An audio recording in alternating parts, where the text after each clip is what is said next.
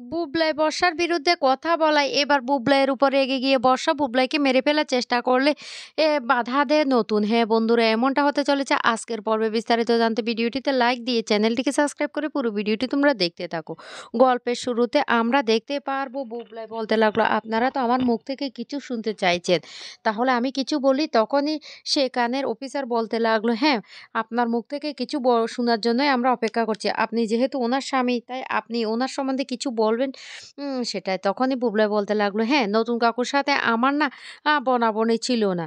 কেন ছিল না এবার সেটাও আপনাদেরকে আমি স্পষ্ট করে বলি। কারণ নতুন কাকু আমার মাকে বিয়ে করেছে, সেই জন্য আমি সেটা মানতে পারিনি।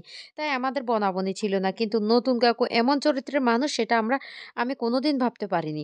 সেটা কিছুতেই হতে পারে না। এদিকে অফিসার তখন বলতে লাগলো, ডাক্তারের রিপোর্টগুলি আমরা দেখতে পেয়েছি। ডাক্তারের রিপোর্ট দেখে আমাদের যতটুকু ধারণা হয়েছে, সেখানে স্পষ্ট বোঝা যাচ্ছে সে নিজেই নিজের এ এ গায়ের যে আঁচড়গুলি সেগুলি দিয়েছে। সেটা স্পষ্ট এখানে উল্লেখ আছে। তখন এই কথা শোনার সাথে, সাথে বুবলাই বলতে লাগলো, হ্যাঁ বর্ষা সম্বন্ধে আমি এবার একটা কথা বলি। বর্ষা আমার স্ত্রী। বর্ষা যখন আমাকে ১ম এ কথাগুলি বলেছিল, তখন কিন্তু আমি বিশ্বাস করেছি একজন স্বামী হিসাবে। তখনই বর্ষা বলতে লাগলো, হ্যাঁ বুবলাই বলো, বলো তুমি তো আমার স্বামী। তুমি আমার সম্বন্ধে সবকিছু খুলে বলো। তখনই বলতে লাগলো, হ্যাঁ খুলে তো আমি বলছি।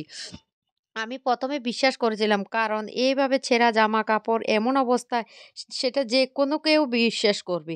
কিন্তু আমি এখন বুঝতে পারছি নতুন কাকু এই কাজটা কিছুতেই করতে পারে না। কারণ নতুন কাকুর চরিত্র নিয়ে না আমার কোনো সন্দেহ নেই। উনি এমন মানুষ হতেই পারে না। হ্যাঁ, উনি আমার মাকে বিয়ে করেছেন, উনার সাথে আমার বনাবনি ছিল না। কিন্তু তাই বলে নতুন কাকু এই কাজটা করতে পারে না। যা শুনে বর্ষা তখন প্রচন্ড রেগে যায় আর বলতে লাগলো, বুবলাই, বুবলাই তুমি তুমি আমার বিরুদ্ধে কথা বলছো? তখনই বলতে লাগলো, একদম কথা বলবে না বর্ষা। আর একটা কথাও বলবে না। কারণ আমি না তুমি যে এতটা জঘন্য সেটা আমি কোনোদিন বুঝতে পারিনি। তুমি নতুন কাকুকে ফাঁসানোর জন্য এমন একটা নোংরা কাজ করতে পারবে সেটা আমি কোনোদিন ভাবতে পারিনি। বিশ্বাস করো তুমি আর একটা কথাও বলবে না। বর্ষা তখন বলে উঠে, ও আমি নতুন কাকুকে ফাঁসানোর জন্য এ কথাটা বলছি। ওই লোকটা এই কাজটা করেছে আর এখন বলছো আমিও ওনাকে ফাঁসানোর জন্য, উনি করেছেন তাতে কোনো দোষ নেই। আর আমি ওনাকে ফাঁসানোর চেষ্টা করছি। তখন অফিসার বলতে লাগলো, শুনুন ডাক্তারের যে রিপোর্টটা আসছে সেটা নিয়ে এবার আমরা আলোচনা করব। তারপর কি ব্যবস্থা করা যায় সেটা আমরা দেখছি। তখনই বুবলাই বলতে লাগলো, আমি স্পষ্ট করে আপনাদের সবার সামনে একটা কথা বলতে চাই। আ আমি না ওই মেয়েটার সাথে আর কোনো সংসার করতে চাই না। আমি ওই মেয়েটাকে ডিভোর্স দেব। ওই মেয়েটার মতো জঘন্য মেয়ের সাথে আমি আর কিছুতেই থাকতে চাই না।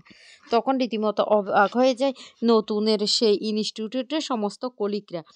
করে তো তখন বর্ষা তখন বলে উঠে, এই রুদ্র তুমি এটা কি বলছো? তুমি এটা বলতে পারো না। তখন বলতে লাগলো, খবরদার বর্ষা, তুমি আমার কাছে আসার চেষ্টা করবে না। তুমি যে এতটা জঘন্য, এতটা নিচ, সেটা না আমি ভাবতেও লজ্জা লাগছে। কি করে পারলে এমন একটা নোংরা ষড়যন্ত্র করতে নতুন কাকুর বিরুদ্ধে? এ তোমার সেটা কি বাধেনি? বর্ষা তখন বলতে লাগলো, ওর সব দোষটা এখন আমার হয়ে গেছে। বুবলাই তখন রেগে সেখান থেকে বেরিয়ে বাড়িতে চলে আসে। এদিকে কমলিনী নতুনরা সবাই বাড়িতে চলে আসে। অন্যদিকে কুচিকে তখন ডাবলু বলতে লাগলো, ঠিক আছে, ঠিক আছে মা তুমি যাচ্ছ ভালো কথা, কিন্তু ঝামেলাটা মিটে গেলে তুমি চলে আসবে। তখন এই কথা বলার সাথে সাথে সুলক্ষণাও বলে উঠে, হ্যাঁ মা তুমি ওই বাড়িতে সমস্যাটা মিঠার পর চলে আসবে তো? তখনই কুচি বলতে লাগলো, হ্যাঁ চলে আসবো। আমি তো তোমাকে কথা দিয়েছি, তাই আমি আসবো। তখন ডাবলু বলতে লাগলো, ও মা তাহলে ঠিক আছে তুমি যাও। এরপরে কুর্চি তখন বলে উঠে, এই ডাবলু তোর বাবাকে কিন্তু ঠিকমতো ওষুধটা খাওয়াবি। তখন ডাবলু বলে উঠে, মা বাবা তো কারো কথাই শুনে না। তুমি থাকলে তো বাবাকে ওষুধটা ঠিকমতো খাওয়াতে পারতে। আমার কথা কি বাবা শুনবে? তখনই বলে উঠে, হ্যাঁ তোর বাবা শুনবে না, কিন্তু ও তাই বলে কি আমি ওই বাড়িতে যাব না বলো?